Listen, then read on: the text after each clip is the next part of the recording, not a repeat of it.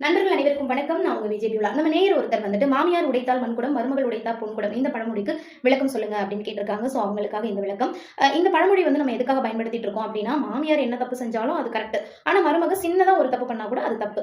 அப்படிங்கிறத குறிக்கிறதுக்காக தான் மாமியார் உடைச்சா மண்குடம், மருமகள் உடைச்சா பொன்குடமா அப்படிங்கிற ஒரு பழமொழியை வந்து நம்ம பயன்படுத்திட்டு இருக்கோம். ஆனா உண்மையில இந்த பழமொழி வந்து எப்படி அமைஞ்சிருக்கு அப்படின்னு பார்த்தீங்கன்னா, மாமியார் உழைத்தால் மண்ணுக்கு உரம், மருமகளும் உழைத்தால் பொண்ணுக்கு உரம் அப்படிங்கிறது தான். இதனுடைய விளக்கம் என்னன்னு பார்த்தீங்கன்னா, பண்டைய காலங்களில் விவசாயம் முதன்மையான தொழிலா இருந்தது. ஸோ விவசாயத்துல மாமியார் மட்டும் தன்னுடைய உழைப்பை அந்த விவசாய நிலத்துல கொடுக்குறாங்க அப்படின்னா, அது தாங்க என்ன இன்வெஸ்ட் பண்ணாங்களோ அதை எடுக்கிற மாதிரி இருக்கும். ஸோ அது அந்த மண்ணுக்கு மட்டுமே உரமா அமையும்.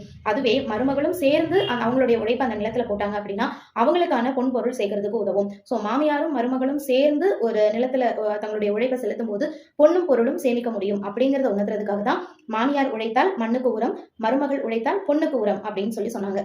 நம்ம நாளடைவில் மாமியார் உடைச்சா மண்குடம், மருமக உடைச்சா பொன்குடம் அப்படின்னு இந்த பழமொழியை மாத்திட்டோம். மீண்டும் நாளை மற்றும் ஒரு பழமொழியோடு உங்களை சந்திக்கிறேன். அதுவரை உங்களிடமிருந்து விடைபெறுவது உங்கள் விஜய் பியூலா.